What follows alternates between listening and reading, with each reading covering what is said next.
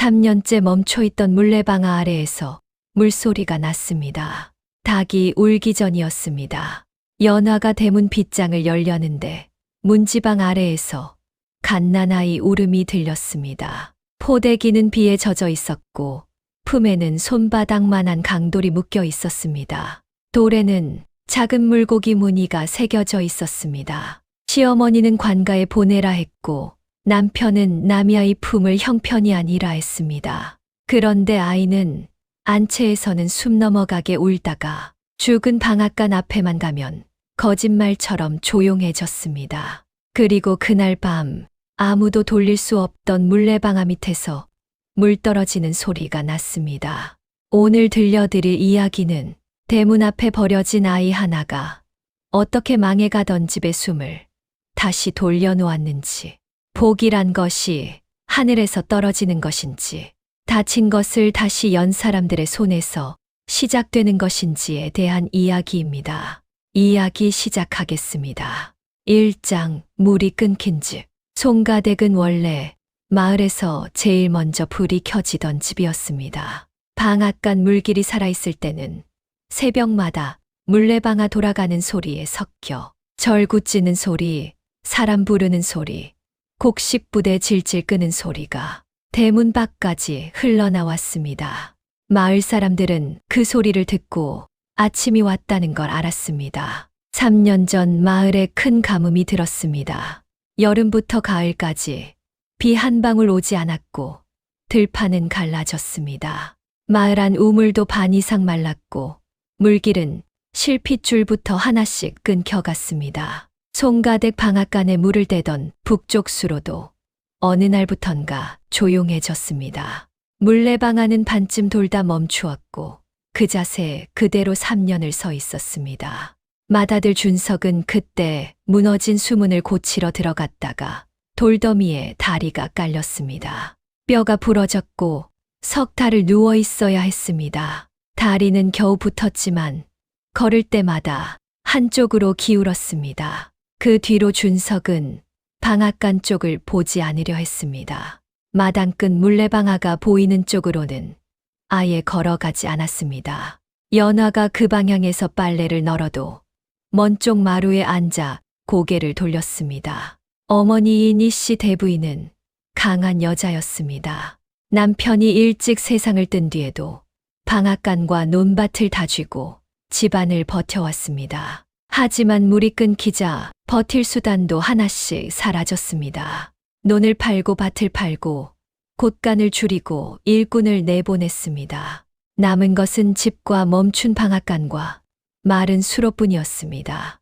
이제는 집을 넘기느냐 마느냐를 두고 밤마다 대부인의 한숨이 안채 밖까지 새어나왔습니다. 연화가 그 집에 시집 온 지 6년이 지났습니다. 물이 잘 돌고 곡식이 잘 나던 시절에 가마를 탔는데 내려보니 집은 이미 기울기 시작하고 있었습니다. 남편은 점점 말이 줄었고 시어머니는 점점 날이 서갔습니다. 무엇보다 연화에게는 아이가 없었습니다. 시집 온 지 6년째 소식이 없자 마을 사람들은 귀에서 수군거렸습니다. 송가댁 운이 끊긴 게 물 때문인지 대가 끊길 징조인지라는 말들이 돌았습니다.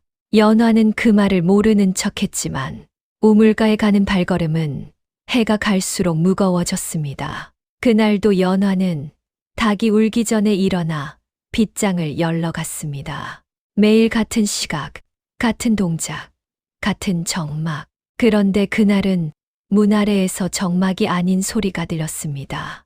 대문 앞에 아무 연고도 모를 갓난아이가 놓여 있었습니다. 이씨 대부인은 아이를 보자마자 얼굴이 굳었습니다.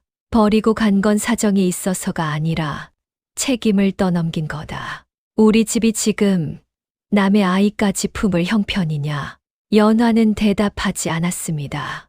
대신 아이 포대기를 더 단단히 감쌌습니다. 아이가 너무 차가워서 손끝부터 서늘한 것이 올라왔습니다. 이렇게 차가운데 숨이 붙어 있다는 것이 이상할 만큼 작고 약한 아이였습니다. 준석은 한참을 침묵하다가 말했습니다. 하룻밤만 두었다가 날 밝으면 관가에 알립시다. 그런데 이상한 것은 그 다음이었습니다. 아이는 방 안에 들이면 울고 부엌에 데려가도 울고 연화가 품에 안고 달래도 울었습니다. 숨이 넘어가게 울어서 온 집이 잠을 잘 수가 없었습니다. 칠복이 혹시나 싶어 아이를 안고 마당을 한 바퀴 돌았습니다. 마당 끝 죽은 방앗간 앞을 지나는 순간 아이가 거짓말처럼 울음을 멈췄습니다. 눈을 말똥이 뜨고 멈춰선 물레방아를 올려다보았습니다. 칠복이 중얼거렸습니다. 애가 물냄새를 아는 모양입니다. 이씨 대부인이 차갑게 받아쳤습니다. 3년째 마른 수로에 무슨 물냄새가 남았다고. 하지만 그날 밤 연화는 분명히 들었습니다. 멈춘 물레방아 아래 어둠 속에서 한 방울 또 한 방울 물이 도리로 떨어지는 소리를. 2장 북쪽을 보는 아이. 다음 날부터 아이는 이상한 버릇을 보였습니다. 연화의 품에 안겨 있으면서도 고개를 자꾸 한쪽으로 돌렸습니다. 북쪽 담장 너머 버려진 수로가 있는 방향이었습니다. 연화가 그쪽으로 걸어가면 아이는 조용해졌고 되돌아오면 다시 칭얼거렸습니다. 마치 그 방향에 아이만 아는 무언가가 있다는 듯이 말입니다. 준석은 그런 연화를 못마땅하게 보았습니다. 애 하나 들어왔다고 집안 운세를 붙들려 들지 마시오. 그런 쪽으로 마음 쓰면 사람만 더 약해집니다. 연화는 참다가 물었습니다. 당신은 왜 방앗간 쪽을 안 보세요? 준석의 얼굴이 딱딱해졌습니다. 살릴 수 있었는데 못 살린 걸 자꾸 보면 사람은 나중에 자기 얼굴도 못 봅니다. 그 말은 연화에게 오래 남았습니다. 준석이 외면하는 건 방앗간이 아니라 그 앞에서 무너졌던 자기 자신이라는 걸 알 것 같았기 때문입니다. 수문 아래 깔려 누워있던 몇 달 동안 준석은 천장만 보며 물레방아 소리가 돌아오길 기다렸을 것입니다. 그 소리가 끝내 오지 않았을 때 부러진 것은 다리만이 아니었을 것입니다. 그날 저녁 연화는 아이를 안고 북쪽 담장 밑을 다시 지나갔습니다. 그런데 흙이 이상하게 젖어 있었습니다. 사흘째 비 한 방울 오지 않았는데도 누가 방금 물을 끼얹은 것처럼 축축했습니다. 연화가 쭈그리고 앉아 흙을 만지자 아이가 그 흙위를 내려다보며 조용해졌습니다. 다음 날 연화는 아이 포대기를 들고 매월할미를 찾아갔습니다. 산파인 매월할미는 이 마을에서 태어난 아이 손을 모르는 법이 없는 여자였습니다. 포대기를 펴보자마자 할미가 눈썹을 찌푸렸습니다. 이 바느질은 내가 아는 손이다. 오참봉 집에 있던 계집아이 초희의 손이다. 손이 야물어서 한 번 봤지만 기억을 한다. 연화는 숨을 죽였습니다. 오참봉은 윗물 쪽 논과 밭을 쥐고 있는 사람이었습니다. 송가댁과는 오래전부터 물 문제로 사이가 좋지 않았습니다. 매월할미는 포대기 끝에 달린 강돌도 만져보았습니다. 작은 물고기 무늬를 본 순간 할미 목소리가 더 낮아졌습니다. 이 표식은 예전 돌수문을 만든 석수들 문양이다. 이 마을 오래된 물길에는 저게 남아있다. 그럼 이 아이를 두고 간 사람이 물길과 관계가 있다는 말씀이세요. 할미는 단정하지 않았습니다. 다만 이렇게 말했습니다. 애가 복을 부르는 게 아니라 묻힌 걸 들추러 왔을 수도 있다. 집에 돌아오는 길이었습니다. 마을 어귀를 지나는데 아이가 갑자기 서쪽을 보며 울었습니다. 오참봉 집이 있는 방향이었습니다. 연화가 아이를 달래며 걸음을 옮기자 아이는 서쪽을 보는 것을 멈추지 않았습니다. 작은 눈이 그 방향에 고정된 채 입술만 파르르 떨었습니다. 3장 담장 밑의 물소리. 그날 밤 연화는 칠복을 데리고 북쪽 담장 밖으로 나갔습니다. 달빛 아래 버려진 수로는 죽은 뱀처럼 길게 누워 있었습니다. 수로 양쪽에는 3년 동안 자란 자풀이 무성했고 바닥에는 마른 잎이 쌓여 물이 흐르던 자리인지도 알아보기 어려웠습니다. 연화가 삽끝으로 흙을 조금 걷어내자 아래쪽 흙빛이 달랐습니다. 겉은 마른데 속은 검고 축축했습니다. 누군가 최근에 퍼다 덮은 흔적 같았습니다. 칠복이 놀란 얼굴로 말했습니다. 세댁, 이쯤 하시죠. 왜요?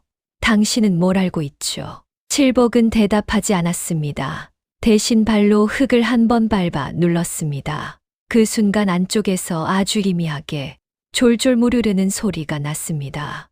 연화는 그 자리에서 굳었습니다. 3년째 죽었다던 물길 밑에 아직 물이 살아 있었습니다. 연화 품의 아이가 처음으로 옅게 웃었습니다. 연화는 그 웃음을 보자 오히려 등골이 서늘해졌습니다.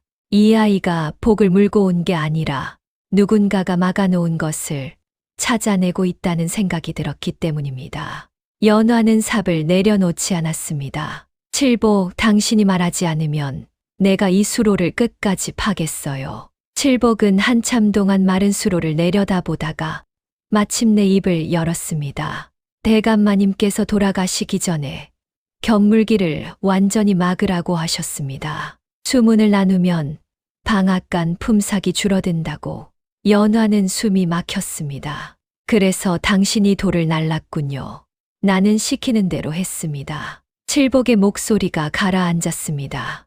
오참봉도 그 뒤에 자기 쪽으로 물을 더 틀어막았고 결국 한쪽은 돈 때문에 한쪽은 사람을 살리겠다고 둘 다 물기를 제멋대로 건드린 겁니다. 칠복은 품에서 낡은 나무 쐐기 하나를 꺼냈습니다. 기름때에 절어 검게 변해 있었지만 쐐기 머리에 새겨진 물고기 문양은 선명했습니다. 원래 숨은 수문은 돌과 쐐기가 짝으로 있어야 열립니다. 그런데 어느 날 쐐기 짝이 사라졌습니다. 아마 초희가 가져갔을 겁니다.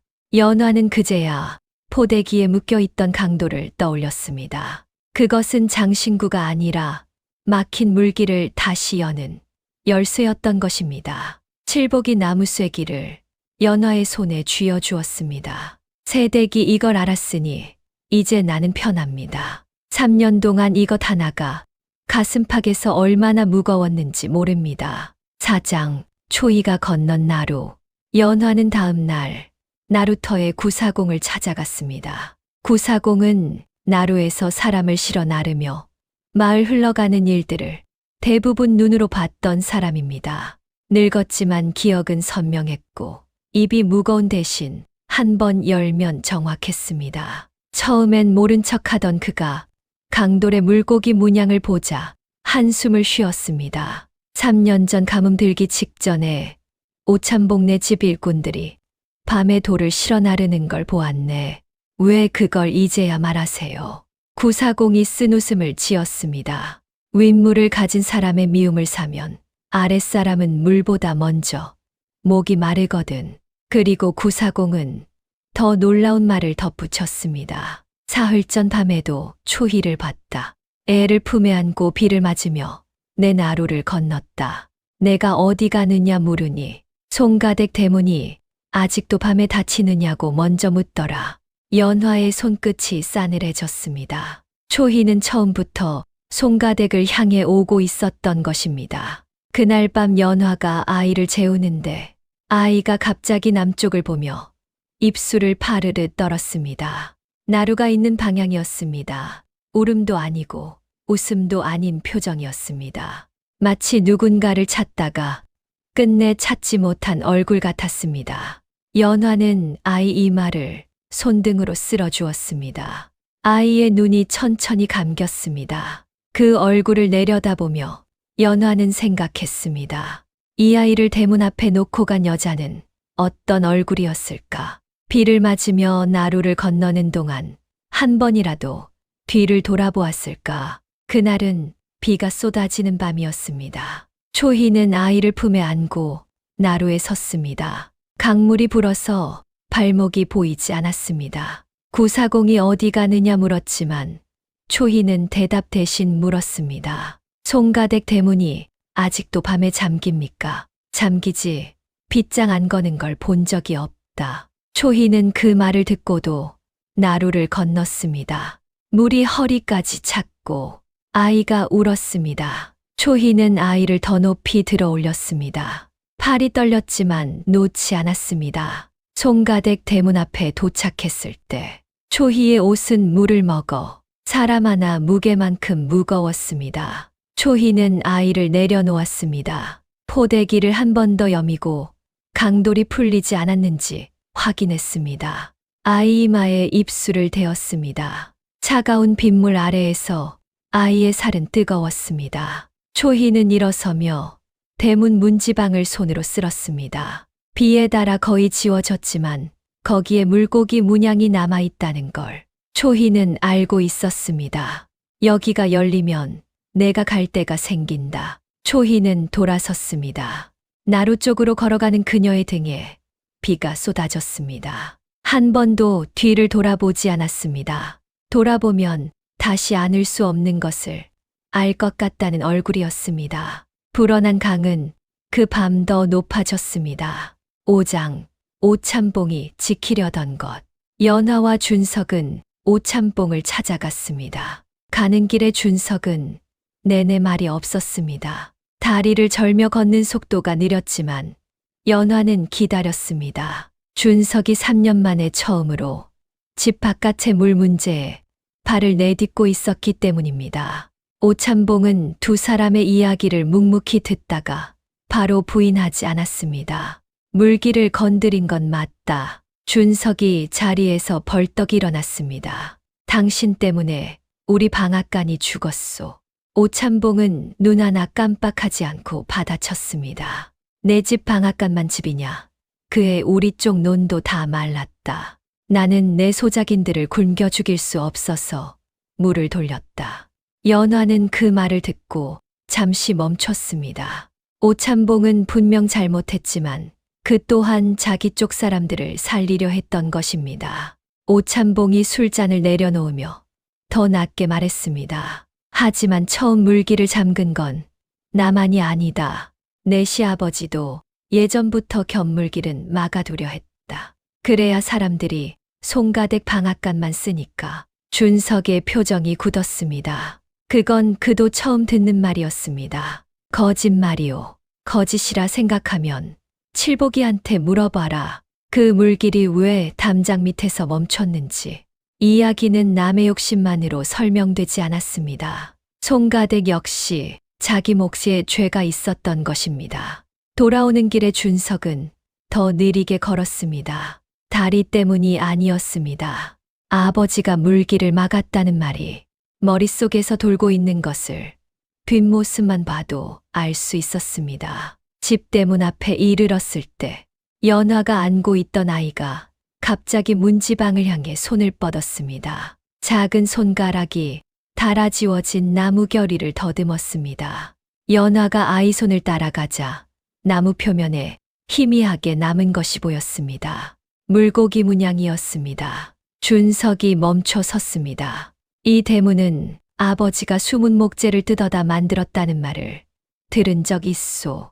연화가 고개를 끄덕였습니다. 준석은 문지방의 문양을 한참 내려다보았습니다. 그리고 나지막이 말했습니다.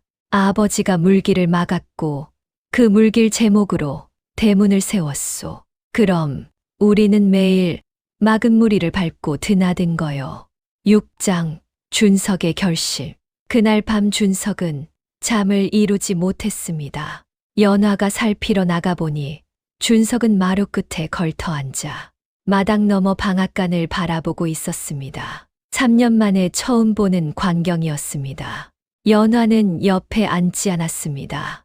데운 물을 사발에 담아 마루 위에 놓고 안으로 들어갔습니다. 준석이 혼자만의 시간이 필요하다는 걸 알았기 때문입니다. 한참 뒤에 준석이 방 안으로 들어왔습니다. 불을 끈 채로 이불 위에 누웠습니다. 나는 아버지가 그런 사람인 줄 몰랐소. 연화는 대답하지 않았습니다. 근데 생각해보면 나도 같은 일을 하고 있었소. 방앗간이 죽었는데 안 보면 없는 일이 되는 줄 알았소. 수문이 무너졌는데 다리가 아프다는 핑계로 3년을 외면했소. 준석이 어둠 속에서 돌아 누웠습니다. 아버지는 물기를 막았고 나는 눈을 막았소. 다른 게 뭐가 있소? 연화가 조용히 말했습니다. 다른 게 하나 있어요. 아버지는 끝까지 안 열었지만 당신은 오늘 오찬봉 집까지 걸어갔잖아요. 준석은 한참 동안 아무 말이 없었습니다. 그리고 낮게 말했습니다. 내일 문지방 밑을 파봅시다. 7장 대문 밑 물길. 다음 날 아침 준석과 칠복이 해가 뜨자마자 대문 앞으로 나왔습니다. 연화가 아이를 안고 뒤따랐습니다. 이씨 대부인은 방문턱에 서서 무슨 짓이냐는 표정으로 지켜보았습니다. 대문 지방을 파겠습니다. 준석이 말했습니다. 미쳤느냐? 선대 어른이 세운 대문을. 그 대문이 물길을 막고 세워졌습니다. 이씨 대부인의 얼굴이 미세하게 흔들렸습니다. 하지만 금방 다잡으며 말했습니다. 설령 그렇다 해도 지금 이 집에 남은 게 뭐냐? 대문이라도 멀쩡해야 체면이 서지. 체면으로 물레방아가 돕니까? 대부인은 더 이상 말하지 않았습니다. 문턱에 선 채로 아들이 삽을 드는 것을 끝까지 보았습니다. 말리지도 않았고 돕지도 않았습니다. 준석과 칠복이 문지방 아래 흙을 파냈습니다. 준석은 다친 다리를 접고 앉아서 팠습니다. 땅이 단단해서 삽이 잘 들어가지 않았습니다. 칠복이 옆에서 곡괭이로 흙을 깼습니다. 얼마 지나지 않아 오래된 홈 하나가 나왔습니다. 강도를 대보니 딱 맞아 들어갔습니다. 돌이 홈에 안착하는 순간 안쪽에서 막힌 숨이 터지듯 쿵 하고 낮은 소리가 울렸습니다. 땅이 한 번 떨린 것 같았습니다. 북쪽 담장 아래 흙이 서서히 내려앉기 시작했습니다. 그 아래에는 묻혀있던 좁은 견물길이 숨어 있었습니다. 송가댁 방앗간으로 가는 마지막 우회 물길이 오랫동안 집대문 밑에 봉해져 있었던 것입니다. 준석은 한참을 말없이 서 있다가 중얼거렸습니다. 이 집이 제 발로 자기 복을 묻어버렸군. 하지만 견물길을 함부로 열 수는 없었습니다. 매월할미가 와서 보더니 고개를 저었습니다. 오래 막힌 수문을 한꺼번에 터뜨리면 윗물둑이 무너진다. 오찬봉 쪽 밭부터 잠길 것이다. 연화는 아이를 내려다보았습니다. 아이는 열린 홈을 바라보며 조용히 눈을 감았습니다. 이 집에 온 뒤 가장 편안한 얼굴이었습니다. 이씨 대부인이 멀리서 그 광경을 보고 있었습니다. 아이가 편안해지는 것을 본 순간 대부인의 표정이 잠깐 흔들렸습니다. 아무 말 없이 방으로 들어갔지만 그날 저녁 대부인은 처음으로 아이에게 미음을 쏘아내왔습니다. 연화가 놀라서 올려다보았습니다. 대부인은 시선을 피하며 말했습니다. 밤이 차다. 아이가 배라도 든든해야 울지 않을 거 아니냐. 그것이 이씨 대부인이 처음으로 아이를 식구로 들인 순간이었습니다. 8장 비가 쏟아지는 밤. 사흘 뒤 기다렸다는 듯 장대비가 쏟아졌습니다. 해질녘부터 하늘이 검어지더니 밤이 되자 지붕기와가 울릴 만큼 빗줄기가 새졌습니다. 마당에 물이 차올랐고 북쪽 담장 아래 흙이 물을 먹어 무거워지는 소리가 들렸습니다. 준석이 이를 악물었습니다. 오늘 아니면 영영 모지입니다.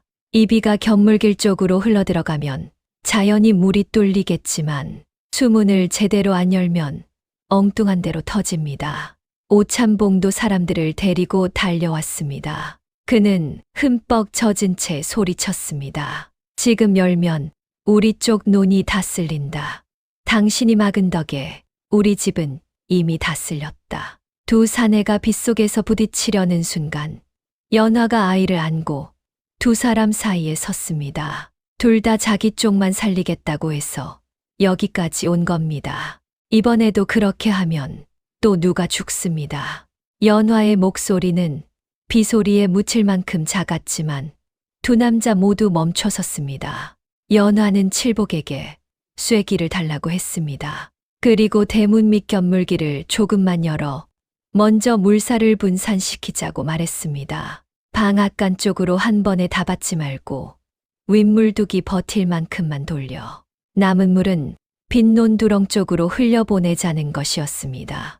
오참봉은 한참 망설였습니다. 그의 뒤에는 자기 논을 걱정하는 일꾼들이 서 있었고 준석의 뒤에는 송가댁 마지막 희망이 걸려 있었습니다. 결국 빗속에서 네 사람이 달라붙었습니다. 칠복이 삽으로 흙을 퍼내고 준석이 쐐기를 밀어넣고 오참봉이 받침돌을 잡고 연화가 등불을 들고 물살 방향을 비췄습니다. 쐐기가 들어가는 순간 막혀있던 곳에서 시커먼 물이 터져 나왔습니다. 3년 동안 썩은 흙탕물이었습니다. 그 다음에는 누런 물, 그 다음에는 맑은 물이 밀려 나왔습니다. 그런데 물살이 예상보다 셌습니다. 견물길 한쪽 뚝이 빗물까지 받아 안으로 밀리기 시작했습니다. 흙이 무너지며 물길이 오참봉 쪽으로 퍼져나갔습니다.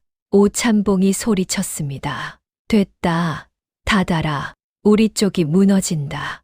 그때 준석이 삽을 내던지고 다친 다리를 끌며 무너지는 둑 쪽으로 뛰어들어갔습니다. 준석의 허리까지 물에 잠겼습니다.